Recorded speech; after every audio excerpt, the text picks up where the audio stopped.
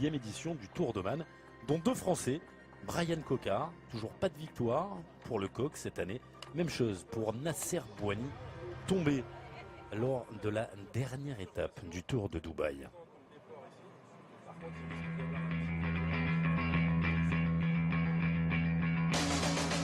La carte de cette première étape, vous allez la découvrir. On le disait, une étape longue de 162 km. Les températures sont idéales. On devra assister à une belle course. Et vous allez le voir, il y avait des attaquants dès le départ.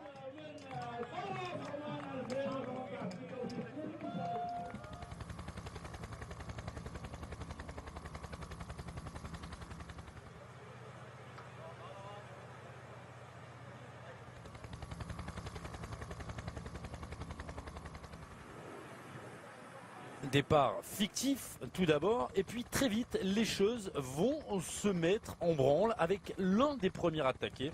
C'est un Français, c'est Pierre-Luc Perrichon, le coureur courageux de l'équipe Fortunéo Samsi qui se dresse sur ses pédales, et très vite la bonne échappée du jour va se former. Il va être rejoint par Maxime Farajzain, le belge de l'équipe Sport Vlaanderen, que l'on voit ici en 2e position. Il a 23 ans, s'était distingué en 2015 en remportant une étape sur le triptyque des Monts et Châteaux. On retrouve le géant Conor Dune, l'Irlandais, 2,04 m à 26 ans, que l'on avait vu sur la Vuelta l'année dernière. Une Vuelta où son équipier de cette équipe Aqua Blue Sport, Stéphane Denifel, avait remporté son étape. Et le dernier à rentrer, vous l'avez vu, c'est Brian Van Rotem pour la Roomput.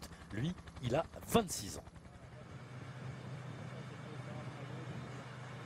Nibali pour le protéger à l'approche du sprint final.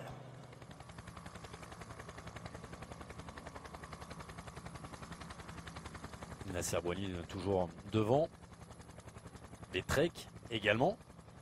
Il commence à placer Giacomo Nizzolo. La BMC bien placée également. Les hommes de Greg Van Avermaet, de Jean-Pierre Drucker. Pourquoi pas un sprint pour Jean-Pierre Drucker aujourd'hui. Pour Greg Van Avermaet, ça semble un petit peu plat. Avec Nicolas Roche, toujours bien placé. L'arrière du peloton, pas de changement. On aperçoit Julien Bernard, tiens, avec son dossard numéro 72. Les Wanty qui remontent. L'équipe Astana, attention, l'équipe Astana qui n'est pas bien placée est en train de remonter. Maintenant, Magnus Cort Nielsen. Et on aperçoit les premiers maillots de l'équipe Vital Concept, l'équipe de Brian Cocard. Cette équipe qui a déjà connu le succès, j'allais dire lever les bras, mais non, puisque c'était sur un chrono.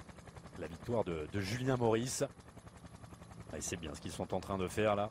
Les hommes de Vital Concept qui protègent. On a vu le bel effort de Johan Lebon, le breton, spécialiste du chrono, qui a 3 km de l'arrivée, eh bien, est en train de prendre position à l'avant de ce peloton, juste derrière Bert De Backer. Le gros travail là de Bert De Backer. Ils sont très nombreux, les hommes de Jérôme Pinault, avec Lorenzo Manzin également bien placé, juste à côté de Brian Cocard.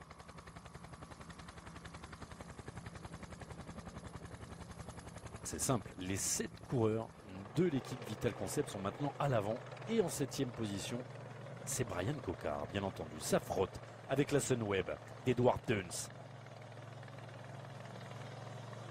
Pour l'instant, les rallyes sont là en 2e, 3e rideau, mais cette équipe Rally Cycling ne devrait pas peser sur le sprint. C'est plus le moment d'être en dernière position. Et d'ailleurs, Aimé de Ghent, là, l'un des hommes à surveiller dans cette équipe Sport Vlaanderen, est très très mal placé, alors que nous sommes maintenant à 2 km à peine de l'arrivée. Toujours l'équipe Vital Concept en tête.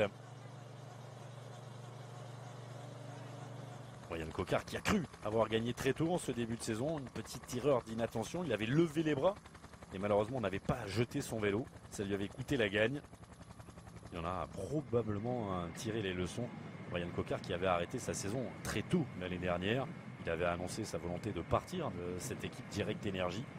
Et depuis le 9 septembre, il n'avait plus le droit de mettre des dossards. Brian Cocard, il y avait une toute petite saison, 62 jours de course l'année dernière, entre 79 en 2016 et 20 jours de course en plus en 2015.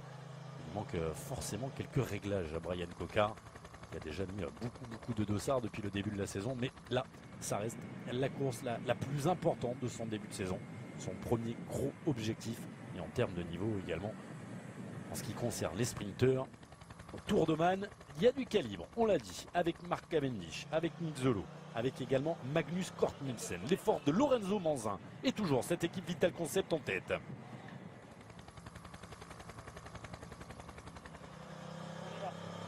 Et personne, pour le moment, n'arrive à les remonter. On voit les coureurs de l'équipe Astana qui travaillent derrière pour replacer Magnus Cort Nielsen, le sprinter danois. Pour l'instant, ça ne fonctionne pas. Nasser Bouhanni, encore bien placé dans les 10-15 premiers de ce peloton. Un peloton qui s'étire. Heureusement, il n'y a pas de vent, vous le voyez dans les palmiers. Pas de possibilité d'avoir des cassures dans ce final. Ceux qui ont roulé, ceux qui ont travaillé commencent maintenant à se relever. Ce sera le cas probablement de certains équipiers de Bryan Coquard qui depuis maintenant 3 km tiennent cadenas ce peloton. Que vont faire les hommes de Mark Cavendish alors qu'on en approche du sprint?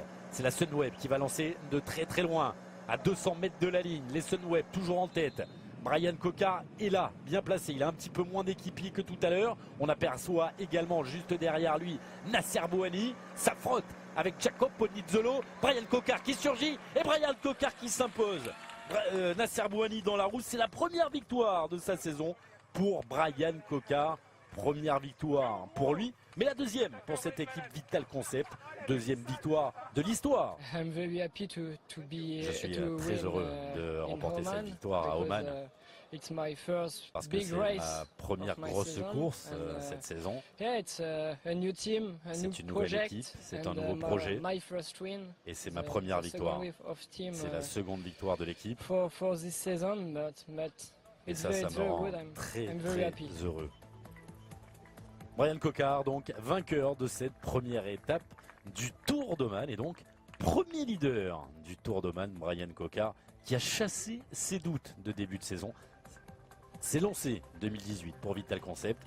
Le résultat avec la 4e place de Nasser Bouhanni, Mark Cavendish qui vient prendre la 2e place derrière Bryan Coquard, mais devant Nizzolo au classement général. Bryan Coquard, bien sûr, va s'emparer du maillot rouge de leader. Le meilleur jeune, c'est Maxime Farazain. Il était dans l'échappée. 23 ans. Et puis, bonne opération également au classement général. Vous allez le voir pour Pierre-Luc Périchon. Grâce à ses secondes de bonification glanées. Pierre-Luc Périchon qui va se retrouver juste derrière Bryan Coquard au classement général de ce Tour d'Oman. Après la première étape disputée ce mardi. La 3e place pour Pierre-Luc Périchon. Des bonifications derrière pour Cavendish et Nizzolo. Autre bonification pour ceux qui étaient dans l'échappée. Vous l'avez vu avec June, avec Farazain et autres, Van Rotem.